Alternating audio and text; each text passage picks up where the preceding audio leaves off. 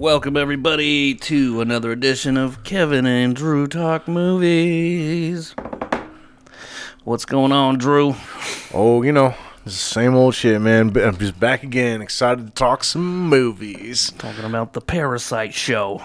I chose the Truman Show. Jim Carrey. God, I love him. He's so good. Yeah. And you chose? I chose Parasite, yeah. Parasite. So, yeah, we'll be jumping into those here in a few minutes.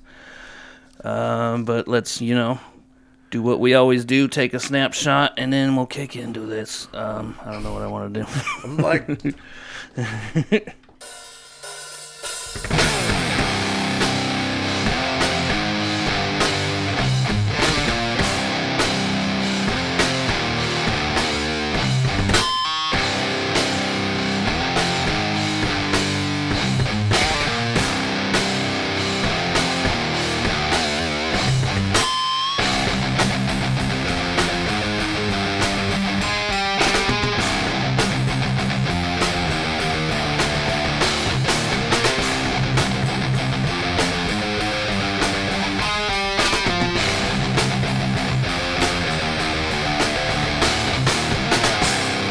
Chugging.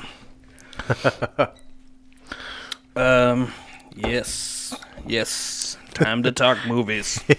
Did you watch any movies since, other than these ones? I watched a couple. How about you? I watched one movie. I mostly been watching TV shows with my sister since she's out of school. Oh, yeah? Yep. Like what? So right now we're watching The Last of Us. We fucking love it. It's awesome. Yeah. I watched like the first episode and then didn't go back.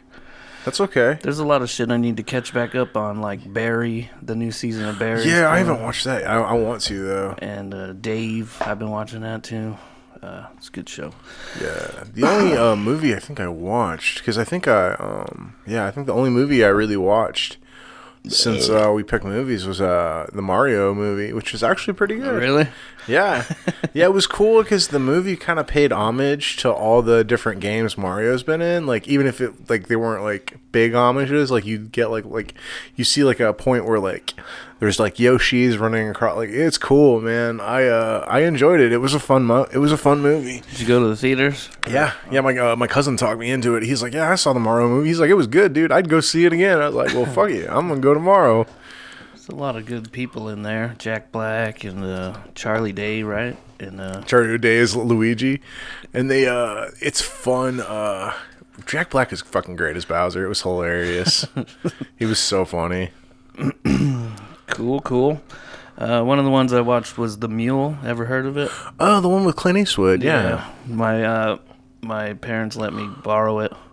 My mom. And they recommended it and I watched it. It was pretty fun. It was a good time, running drugs, Yeah. I've been on like a watching older movies kick. Like I like older sports movies. Like I watched this one called Bull Durham. Bull Durham, I've heard of it. Yeah, it's got Kevin Costner and Tim Robbins and Susan Sarandon in it. Like it's a pretty entertaining movie. Nice. I might have to check that out. One of the movie podcasts I listen to, they always mention that one. They really like it. The only other one I watched was Beau is Afraid. You heard of this? I think I've heard of it. I'm not. Refresh me on it a little. It's the new one. Joaquin Phoenix. Oh, that's right. Okay. Yeah, we went to the theaters and saw it. Me and Drew. Not Drew. You're Drew. Me and Mike and Sarah and Mike's girlfriend. So, and this movie was fucking weird as fuck, dude. It was so fucking weird. And I kind of liked it though. It had funny parts and shit. It was kind of funny. I don't know if Mike liked it or not. I think he was on the fence about it. And the girlfriend and wife, they hated it. They did not like it at all. They even left and went to the bathroom and did other shit and came back later. They weren't enjoying it. It was interesting. I don't know if I'd probably rewatch it maybe once, but I don't know. It's a fucking weird ride. But any hoozle, which one do you want to get into first? I'm down with whatever, honestly. Let's go Parasite. Okay, that's fine with me, man. Parasite. Fuck, what a wild movie, dude. 2019 thriller drama. Director Bong Joon-ho. And the tomato scores are off the charts. 99 tomato meter, 90 audience. Damn, I mean, I think it deserves its score, man. Especially after I don't usually watch movies we pick twice in 1 week. Like this one, I was just like, my reaction to it was I was like, man, I need to watch this again because I knew I liked it, but I was like, this is my second time watching it too. The ending is so visceral, man. It caught me off guard. Like, yeah. Like the whole, this is major spoilers, so just deal with it. You already know. But, you know, the movie is on this track to where, like, you think you know what's going on. You're like, oh, man, this is kind of messed up. Because, like, it's like these, I mean, you don't feel bad for the rich people, but it is like, you're like, man, it's a little messed up that they're, like, lying and, like, kind of living in their house when they're not there. You know, Yeah. It's like, I was like, you know, I don't feel bad for the rich people, but I still feel like what they're doing is wrong. Yeah, they're and I thought that was all like more like what the movie was like mostly going to be about, like manipulating their way into the fucking rich people's house. Which is pretty wild. Yeah, and so that's what I thought. You know, I was like, okay, this is the basis of the movie, but then the movie totally shifts gears and flips its head on you, and that's what I wasn't expecting. Was that like when the old maid comes back, you're just like, what the fuck is she doing? But then when she it was great watching it with my sister the second time, because when the maid is going down the stairs and I missed it the first time, she's like, oh, I just got to get something in the basement, and then she goes, honey, and my sister looked at me and she was like, what? And I was like, just wait, kid. And when you find out her husband's been living in the basement for like 4 years, and you're like, what the fuck? And because the maid hasn't been there in a while, he was like starving down there and shit, and that shit was wild, bro. And then, like, I don't know. So yeah, if you don't know about this movie, it's like these poor family, right? And one of them gets an opportunity to tutor this rich kid, and then he slowly brings his whole family into this rich people's life, kind of lying and manipulating, and then like the dad was the driver, and you know they ended up. The sister is the art teacher, and then the mom ends up becoming the housekeeper after they get the other one fired. Yeah, which what they do to her that was really fucked up. Like tuberculosis. Yeah, they trick her. Yeah, they make the rich mom think that she has tuberculosis because she's allergic to peaches. The irony of the movie too is like, even though like all the like bad stuff is happening to these rich people, you kind of really don't feel bad for them, because like how they treat their, like, you know, like when they're talking about firing their staff, they're just like, oh well, you know, just make up some generic excuse like we always do. Yeah. So you kind of come to realize, like, you're like, oh, they don't like really view these other people as people. They're just like, you know, they're just like little cogs in their daily life that they can just interchange out. They don't mean anything to them. Like, even though, you know, that driver had been working for them for years. The housekeeper had been with them for 4 years. Like, and they just were so quick to just be like, oh, well, we'll just replace them. It's fine. Like, and I think that's what's so interesting about this movie, man, is like the even the title Parasite, there's so many layers to it, because it's like, it's like they're sucking everything they can off these rich people. But in the vice versa though, how these rich people treat their employees is like they can't function in their daily lives without having someone else to take care of the day-to-day things from that normal average people do every day, like laundry, cooking, cleaning. Like, they're incapable of doing those things, so they basically use their money to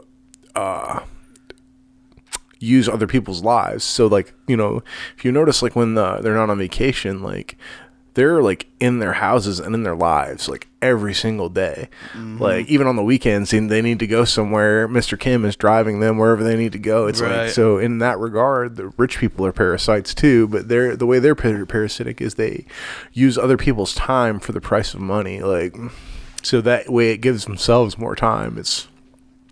That's true. And then the probably the most parasitic person in the movie though is the old housekeeper's husband, who's literally just living in the basement for free, dude. Dude, that scene freaked me out where the little kid is eating cake and you just see his like eyes come up on the staircase. I was like, dude, I'm a grown-ass man, and that would have fucking scared the fuck out of me. Fuck, yeah. Dude. Oh, fuck. Yeah, they chalked it up to like a ghost or whatever. Yeah. Fuck, dude, that shit was wild. Yeah, well, when they showed that scene, everything about the son made so much sense. I was like, oh, yeah. I was like, the fucking creepy man that lives in the basement traumatized this poor kid. Like, traumatized. And, well, that's like the ending of the movie, man. Like that, it's so visceral. But it's kind of like, it's really what rich people have been doing all along. It's like they pit, the poor classes against each other. Oh yeah. And so like there's like a bigger meaning to all that, it's like whatever you call it, I don't know. I mean, this movie is kind of very anti-classist, I would say, like, because how it's framed, even at the end Mr. Parks gets killed, you kind of really don't even feel that bad for him, you know what I mean? Like it's a very visceral.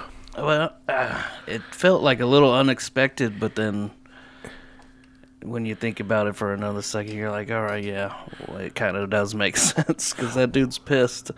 I mean, when they were hiding under the table and shit, and he was just talking shit about him, how much he smells and shit. Like well, he's basically how I equated it is that's kind of when I figured out that the parks, they don't give a shit about their employees.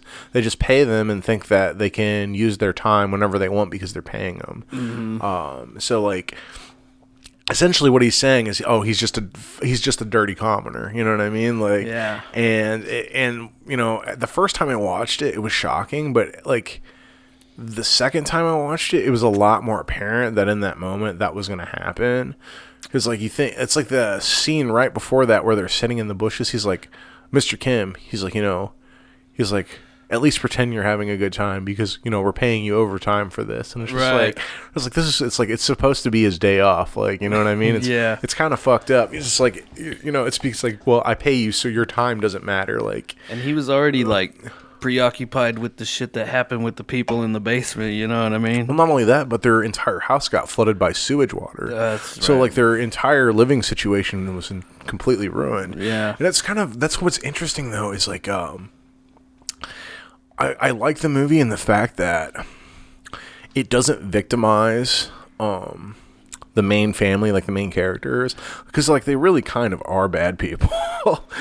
But at the same time, it's just like, it's the reality of like what it is to be very poor, and it's like, it just is very unfortunate.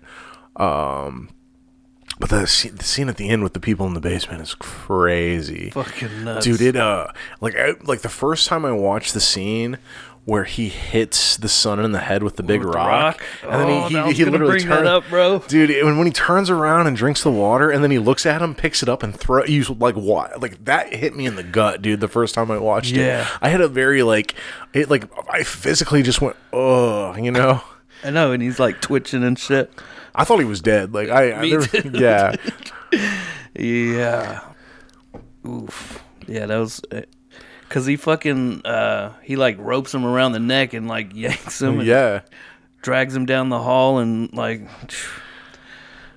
that's crazy, man.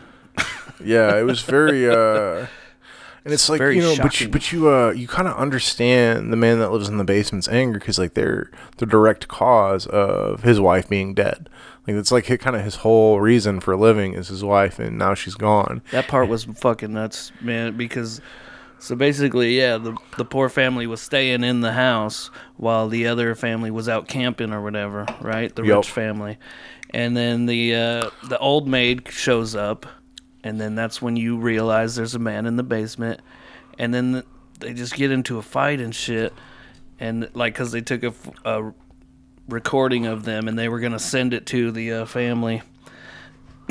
So there was like a scuffle and shit, and they realize the family calls back and says they're coming home soon, and so they have to hurry up and fucking clean everything up and cook dinner and shit. And then like when the old maid was walking up the stairs and she just walks over and boots her down the fucking stairs, bro. Yeah.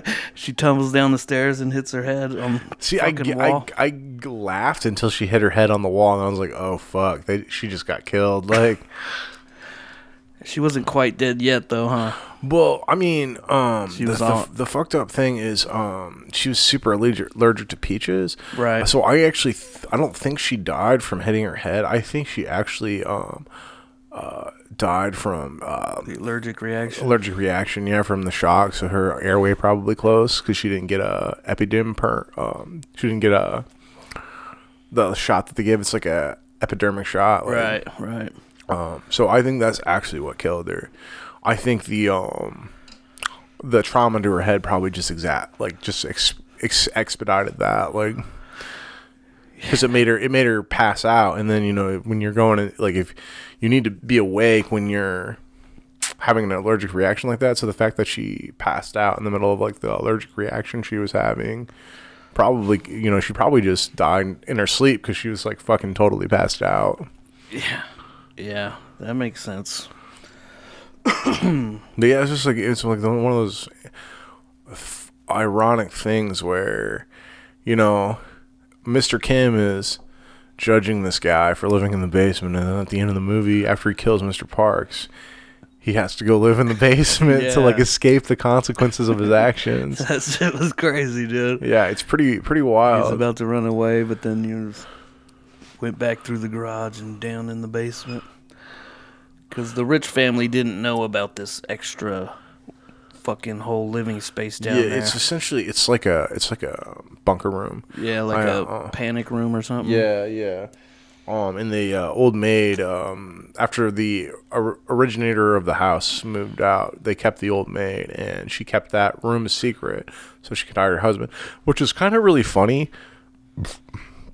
That she starts taking the high road with the other family when she, like, what she was doing was just about as fucked up as what they're doing. Like, she's like, you're literally hiding your husband underneath their house. Like, you don't.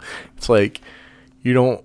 It's like it's almost like she thought she could get her job back, but it's just like, you know, if the family finds out that your husband has been living in the basement, like, you're gonna be just as much shit as these other people. Like.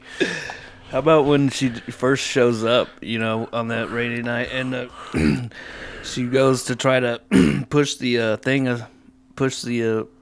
cabinet aside to open the door and shit, and she's over there pushing, and then she finally gets it open, and she just falls and fucking face plants. Yeah, that shit was crazy. Well, the first time I watched the movie, when that scene comes up where she's standing in the rain, she's got that creepy looking like smile on her face. I thought she was just a crazy person, but then once you find out her husband is living in the basement, it's just like watching it the second time. It's like, oh, she's fucking desperate because she's like worried that her husband was just like her husband might have died. Yeah. It's fucking.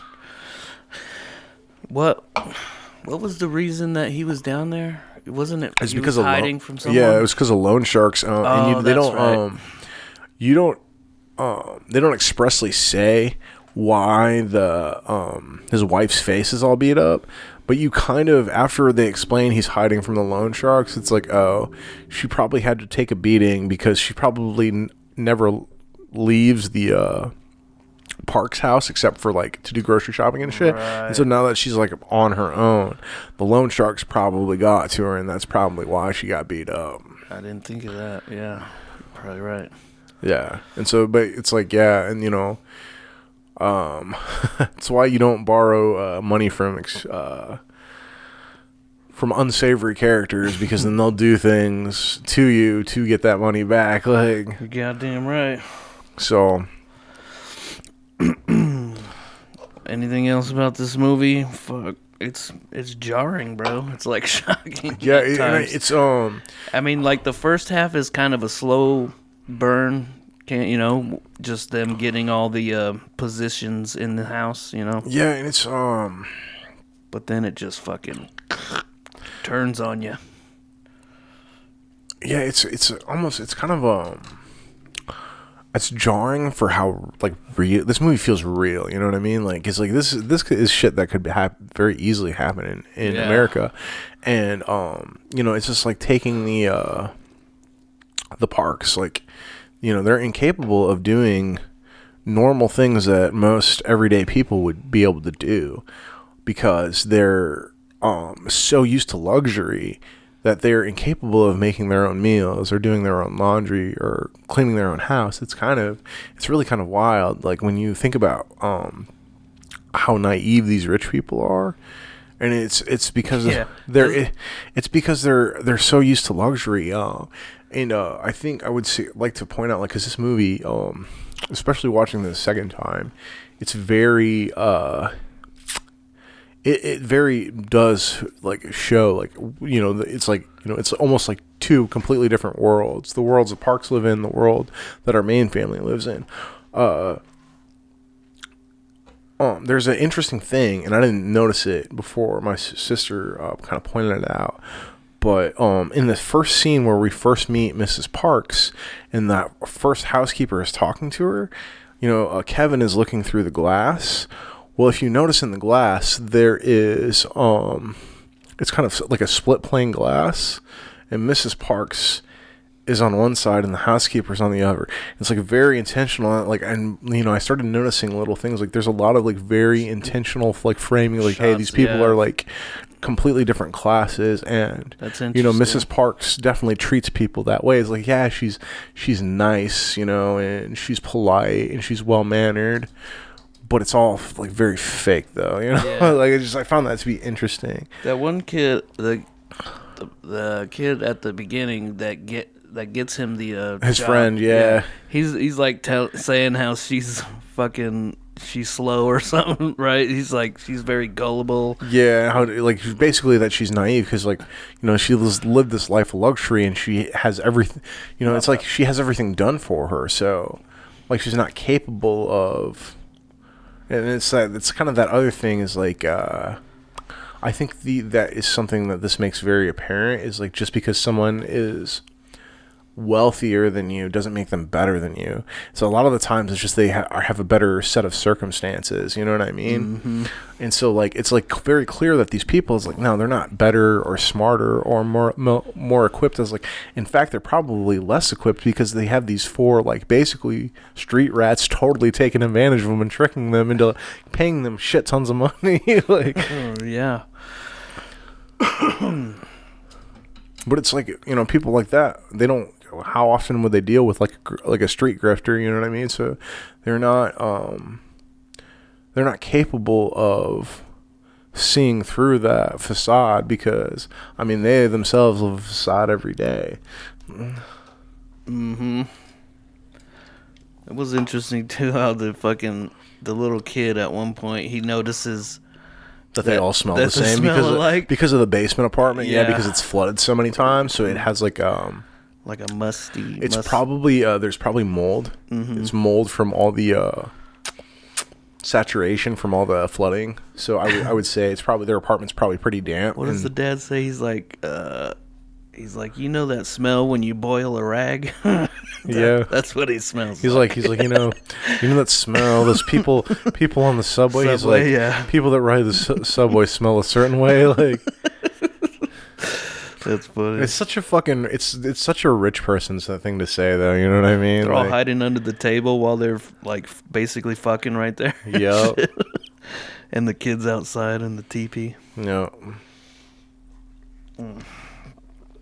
Yeah, it's a crazy movie.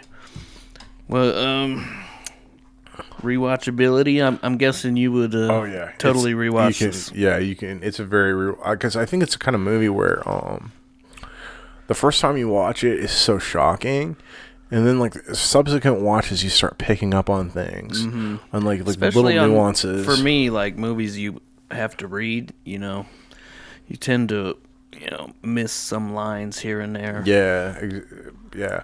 I was gonna say too, man. I think you really see the characters, like especially the Parks, how selfish they are. Like, when the man in the basement is stabbing the daughter to death, they're not like, oh, we need to help her. They're like, oh, give us the keys so we can get out of here. He's basically telling Kim to leave his daughter behind. He's like, oh, she's not important. It's like, did they? They didn't know they were related at that point. No, but it's just a matter of fact. Like, that's like, that it's or just like he was so willing to just cast this person aside. And this, by the way, it seems like this has been like going on for a while. So he's known this person for a while, and he's just gonna leave her there to die. It doesn't faze him really. Yeah, he doesn't. Yeah, he doesn't have that urge to help. It just shows how really selfish they are. Like, I think they all kind of are in this movie. Yeah, it's very paralleled to each other. Like, it's almost like looking through the mirror, and you could, right. It's like two sides of the same coin. Exactly. That's trippy. Yeah, I would rewatch this too. Maybe give it some time, but it's good. It's a good flick. What about rating? Unless you got anything else that was yeah. I mean, I could do that. We can cut it now because I'll keep talking about this movie. There's been a couple of movies we picked. This is one, like, I would say of the movies we picked, this one's probably in the top 5. One of the better ones. Yeah, that I've liked. I'd give it an 8.5, maybe a 9. Like, it's fucking really good. I'm sitting around a 7, maybe.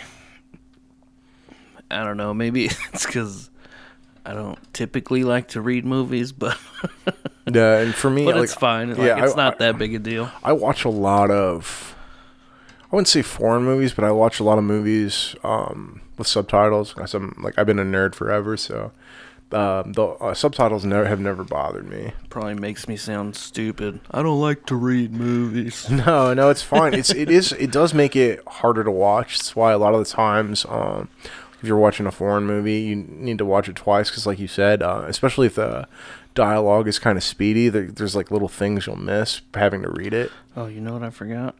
Tagline. Act like you own the place. That's perfect. It's a great tagline. What's funny is both sets of employees, past and present, fucking. That's what they did. It's perfect. That's great. So yeah, there you have it, folks. Check this movie out if you haven't yet. If you haven't, we basically spoiled it for you already. It's okay. Just fucking watch it. Yeah, it's worth watching. It's still worth it, yeah. Good times. Well, guess we'll move right on over to The Truman Show. The Truman Show came out in 1998. Drama sci-fi. I guess it is kind of sci-fi, huh? Yeah, but I mean, it's like, it's sci-fi, but not that sci-fi. It's like not that unthinkable that this couldn't be a fucking thing that could happen today.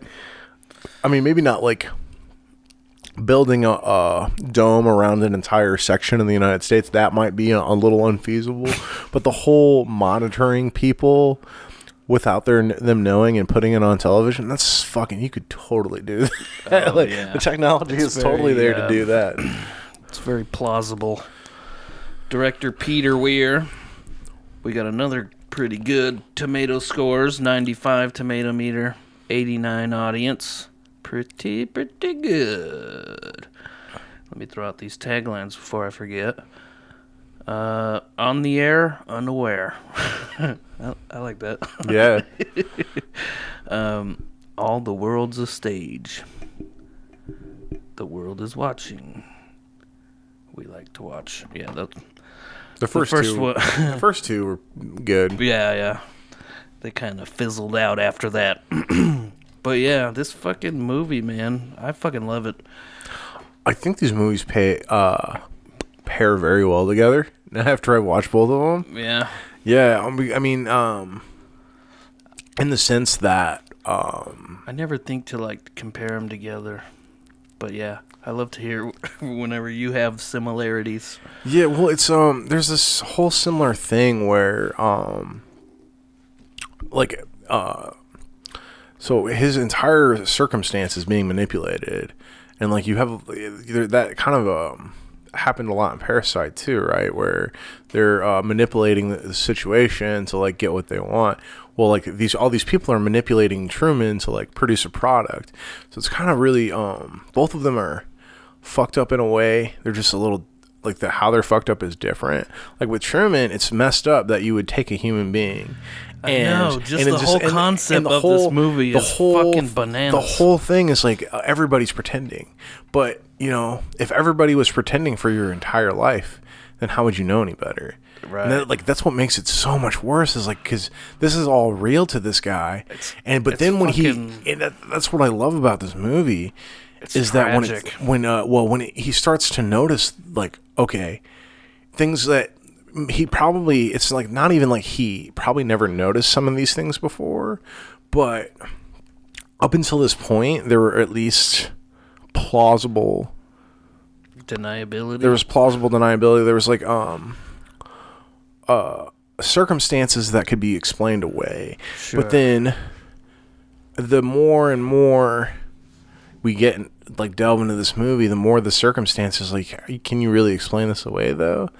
Like, my favorite scene in the movie is when he's really starting to lose it, because he's like, he knows something is wrong, but he can't quite put his finger on it. He knows something's fucked up. He's like, this, like, you know, none of this makes any sense. And where he's like freaking out, and his wife is in the room, and he's got the knife. Yeah.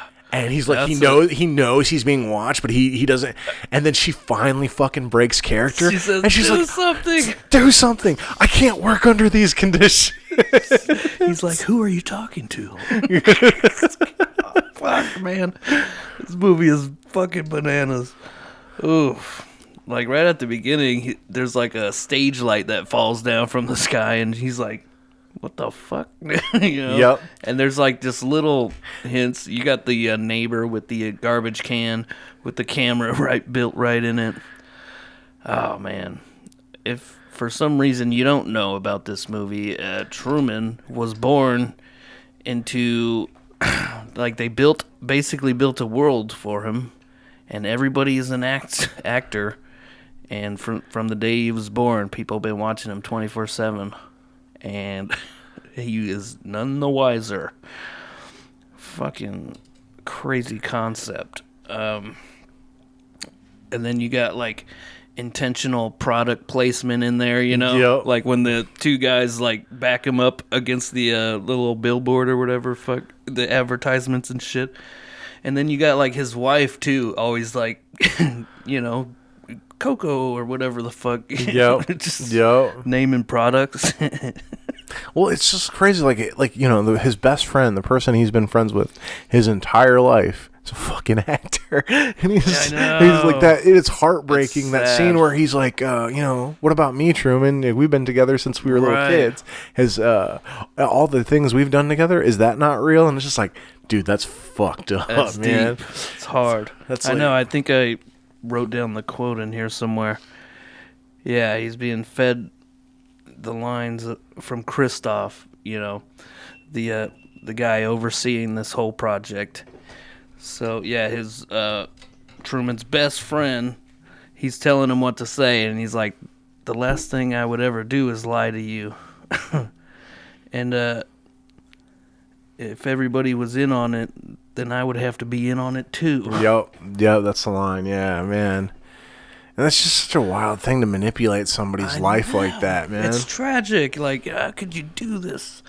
But I wouldn't put it past humans to do something like this. You know what I mean? Yeah. It's crazy. And there's also the other chick that he fell in love with, actually, you know, and that whole scene where she's like, I'm not allowed to talk to you, like, it's so fucked up. He's not even, that's the thing, is like they artificially manipulated him into being in a relationship with who they chose to be his partner. It's like an arranged marriage on steroids, but the caveat to it is he doesn't even know it's arranged. He doesn't know that it's make-believe. He really believes he's married to this fucking actor who's just living a lie. She's hot too. Yeah, pretty hot. But forget her Yeah, name. Truman is very tragic. He's not even allowed to love the person he wants to love. Like and you could see, and I think that's part of like his thing where he's like, he tries to be so optimistic, but you can tell how deep down, like how sad he actually is, because he's just living this like fake cookie cutter life, and it's just on repeat. Like it's the same mundane life that he has to live every day, but it's been orchestrated to be that way. And I just kind of like when the veil, I feel like the stage light falling, like you said, is like, that's like the tip of the iceberg. That's where he's like, that's kind of weird. Right. And that's what makes him start. That one mistake is what sets off a chain of events that makes him start to question and realize all the stuff he didn't realize before. And another thing is that they intentionally instilled a fear of the water in him, you know what I mean, from his dad dying, quote unquote, and that's traumatic, bro. Like, yeah, you know they've purposely traumatized him so he would be too afraid to leave, because they've surrounded his entire time by water. It's an island, you know, quote unquote. And then he sees his dad later, you know, his dad, yeah, he what's it called? He sneaks up on the set, yeah. And then that's kind of what really gets him on the path to like, what the fuck is really going on, you know? Yeah, well, I mean, because there had been things that had happened up until that point where I think he was questioning things, and I think that's why he wanted to leave. He's like, all right, I need to get away from here. I need a vacation. Yeah, it's starting to get weird. He wants to go to Fiji. He really does want to get out, dude, and that's like how they when he gets on the bus to go to Chicago, if you notice, the bus driver purposefully puts the bus into the wrong gear so it shorts the engine out so they can't go anywhere. I know, and he genuinely seemed sorry too, the bus driver. Like he was. Yeah, I think when that's he like was one of the the last one on the bus. Yeah, he was like, I'm sorry, I'm sorry, man. Yeah. So some of them actors, they do have feelings for Truman, you know. I think a lot of them want him to get out, but they want their jobs also, I think. Right, yeah. Man, they fucking that scene where he finally gets the courage to get on the boat and cross the sea, and where Kristoff tries to fucking drown him, dude. Yeah, dude. He's just like, well, if I can't have the weather. Yeah, he's like, well, if I can't have him, then no one can. Like, it's like, I think I have another line in here about that.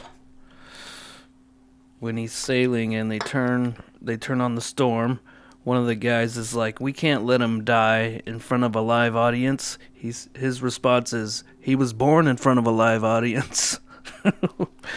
That's fucking it's pretty heartless, man. It's so cutthroat, man. Yeah, it's all about money, which is I don't know. Yeah, it's I like the movie, but it's even with the comedy, it's a fucking tragic movie, dude. Yeah, very. I'm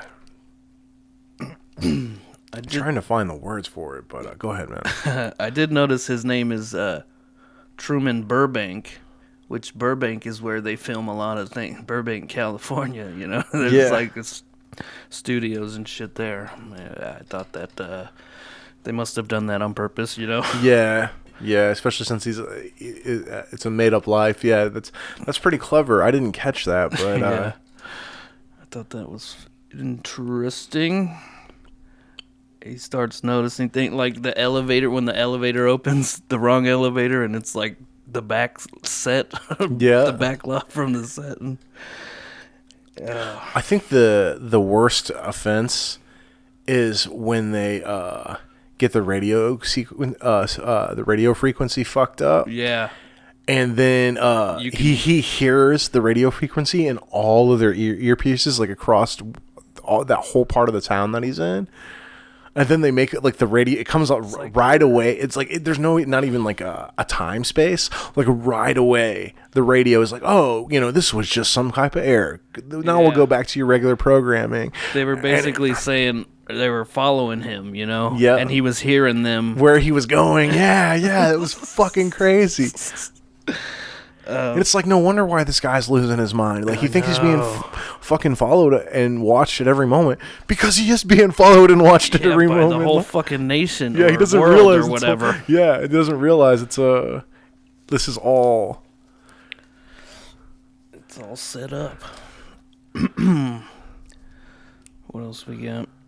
Oh, he notices in his wedding photo that his wife is crossing her fingers. You see that part? Yeah. You notice that? Yeah. That's heartbreaking too. Yep.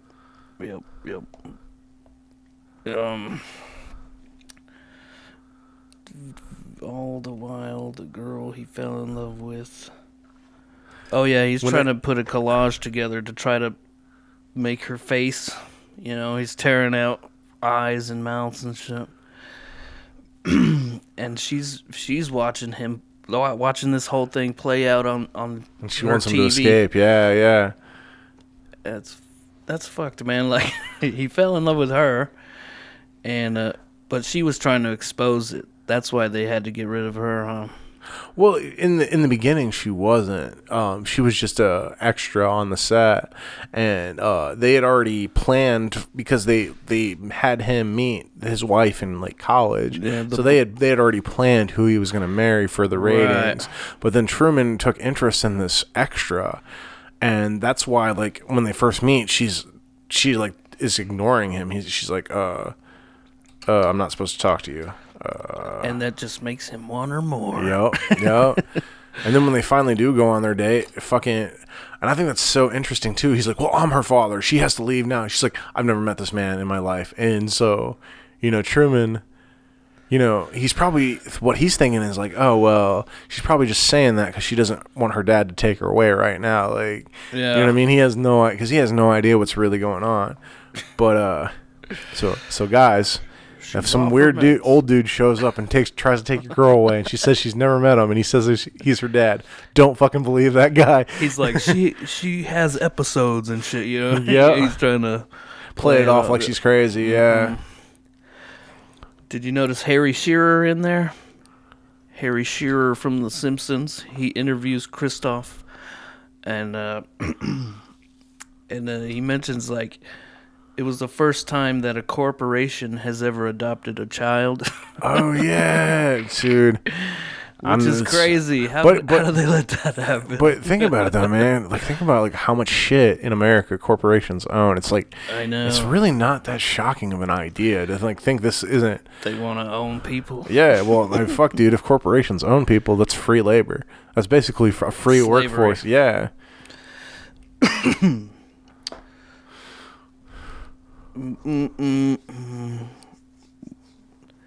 Why do you think Truman has never come close to discovering the true nature of his world until now?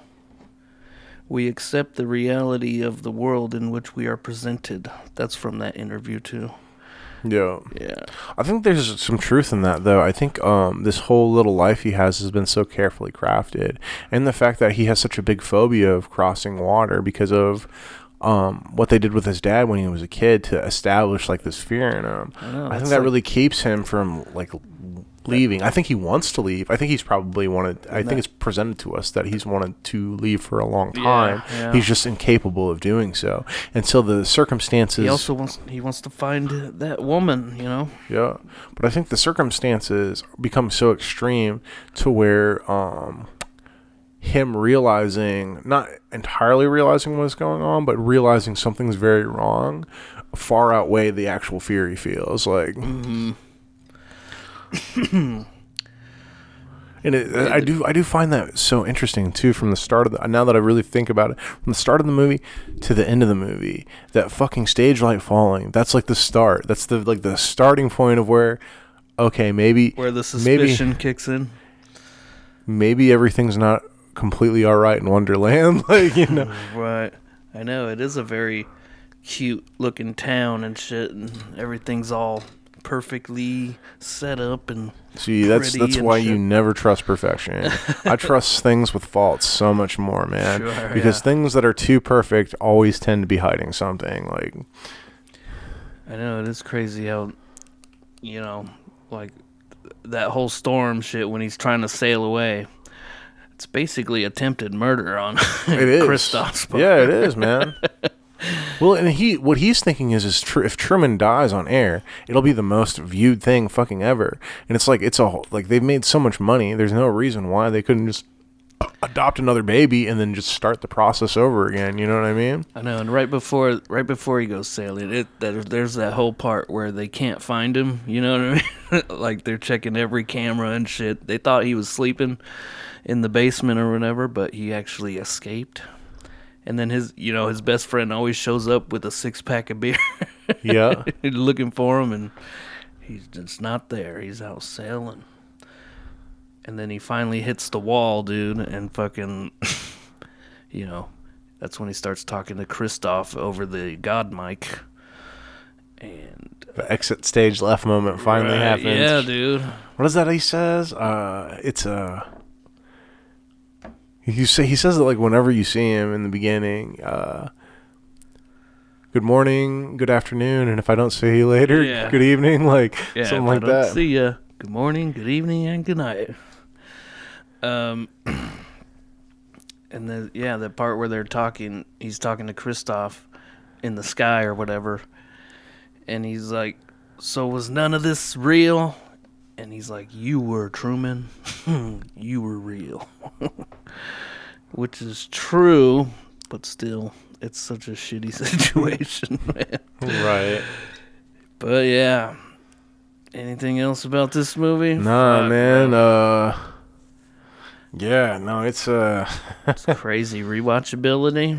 Yeah, man. I would definitely watch it again, man. I mean, you can't. Jim Carrey is just so good. Yeah, I was gonna say this movie. He's got another movie. It's not exactly like this, but it reminded me of this movie. I don't know if you've ever watched The Majestic. Mm-mm. So it's a movie kind of similar to this one. You should watch it. I think you would like it. Honestly, man, Jim Carrey's done a lot of movies. Like, it's when he started shifting, not entirely away from comedy, but started doing more movies like this. I think he made some of his best movies. What about Eternal Sunshine? Yeah, dude, fucking great, man. I know, right? That's what I'm saying. Charlie Kaufman. Like when he, Man on the Moon, yeah. Like when he started kind of going away, not entirely from comedy. Like there's still comedic elements in his movies, but when he started doing like more serious movies, I think he did some of his best work, man. You ever watched the documentary about Man on the Moon? Yeah, it's fucking wild, dude. He just stayed in character the whole time, just annoying the fuck out of people. But I think that worked though, because I think that was the kind of person that Andy Kaufman was, man. Like he was always on, like always performing. What was his other persona's name? Tony Clifton. Clifton, yep. Yeah, that guy was crazy. Yeah, Jim Carrey rules. There was something else I was gonna say. I can't remember now. Yeah, we have to do Eternal Sunshine one of these times, man. Yeah, I'd definitely be down to break that movie down, that's man. The same guy who did what's it called? Being John Malkovich. Yeah, same that's director. a good one, man. That's a good one too. That was like one of the first movies I ever picked on these episodes. I think it was the second one. That's a wild movie, dude. I know, I love it. Mike was like, "What the fuck did you make me watch?" Good times. I like movies like that, though, man. Like they really like fuck with your head. Like, yeah. When John Malkovich goes into his own brain, everybody's just John Malkovich. Malkovich. Silly shit. There we have it, folks. This is kind of a shorter episode, you know. We kind of ran through these, I guess. Well, we didn't have a lot up top. That's, you know. Yeah. But I think we really like kind of delved into these movies though, man. Like, Yeah, we did it right. Because I think that's why these movies. I was gonna say this. I was just trying to formulate my words, but these movies pair so well together because they're an introspective on society and how those constraints allow society to control others, like, and how, you know, just like just that whole spectrum, like. That was something that I didn't get to do. I was going to do more research, like watch some YouTube videos about the movie and shit so I can have more talking points and shit, but didn't get around to it. Yeah. I'm gonna be more on top of it. That's okay, man. Now. Yeah, no, I think I've been playing too much games. Hey. It's all right, man. I need to watch more movies. Movies rule. You love movies on this podcast. Mm-hmm. So, have you thought... Oh, you wanted to hear my next pick first, right? Yeah. Give me an idea. I kind of want to pick... I do want to pick something I think you haven't seen. I just... I'm picking one that I haven't seen. Shit, okay. Let me make sure I got the name right. So, I met this guy a while back... just one time basically at the bar. Shout out Lennon. He moved to Arizona basically the day after I met him. But we were talking movies and shit, and you know, I mentioned, you know, There Will Be Blood and shit like that. He's like, yeah, I love that shit. And then he ended up recommending some movies to me, and I've watched 2 out of the 3 he recommended, so I'm gonna pick the third one today. The other ones were Synecdoche, New York, which is fucking weird as fuck movie. Philip Seymour Hoffman. And then the other one was Happiness, which I mentioned on this show. Yeah. I remember you talking about it. Yeah, the one with like the pedophile and shit.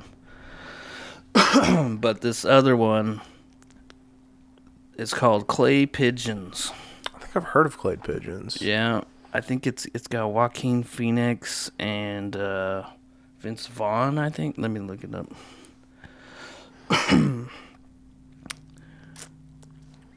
So yeah, he recommends from the last 2, he recommended interesting fucking movies. So I'm gonna check this third one out, you know what I mean? And you're gonna check it out with me. Yeah. Clay Pigeons, okay, cool. Clay Pigeons. Yeah, you got Vince Vaughn, Joaquin Phoenix, Janine Garofalo. Oh shit. I like her. Scott Wilson, yeah. Good times. I think we might have to rent that one. That's okay. I'm torn. So I'm thinking about making you watch another foreign movie, but this I don't know. And if you want, I don't necessarily reject any. Because like choices. Something about me is I really like samurai movies. I love that like genre of film, but I don't like necessarily think you'd be too into it. But man, I kind of want to pick it though. I mean, but I think I'm gonna save it. I'm gonna save that one. I'm actually gonna pick a movie called Black Box. It's on Amazon Prime. It's a good movie, man. It's the premise of the movie. Heard of it. The premise of the movie is about this father that was in a really bad car accident, and they thought he was going to be brain dead, and they managed to do some miracle surgery to like bring him back, but he like doesn't. He has a really bad amnesia, but he's like trying to unlock his mind to like remember his past, but he keeps having these crazy instances when he tries to go into his mind to remember. It's a fucking good movie, dude. It's a wild movie. It's an Amazon original? It's an Amazon original, dude. I was surprised. Yeah. Well, like Beautiful Boy, that was an Amazon original. Yeah, and that was a fucking good movie, too. Like, I was like... having some shit on there. Yeah. I know. I was like, goodbye, Netflix. Like, dude, there ain't shit on Netflix anymore. There's like a handful of like things that I like. It's hard to, It's hard to justify that $15 price point to me. You know what I mean? I know. Especially when most of the other subscriptions are like, it up. Well, most of the other subscriptions are like $10 for the premium service. You know what I mean? Like, yeah, I just got my Hulu back. I was gonna watch that Quasi with the guys from Super Troopers and Yeah, shit. yeah. Haven't watched that yet, but I'm gonna. That's on my list too. Yeah. Yeah. All right, cool. Black Box, Clay Pigeons, should be interesting. Yeah.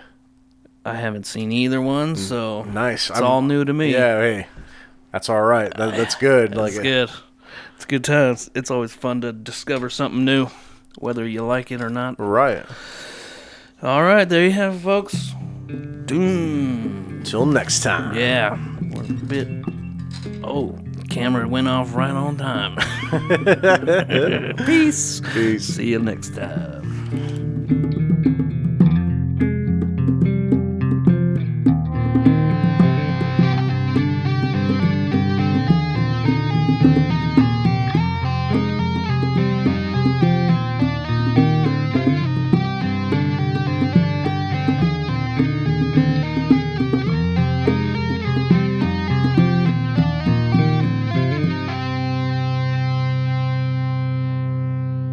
In case I don't see you, good afternoon, good evening, and good night.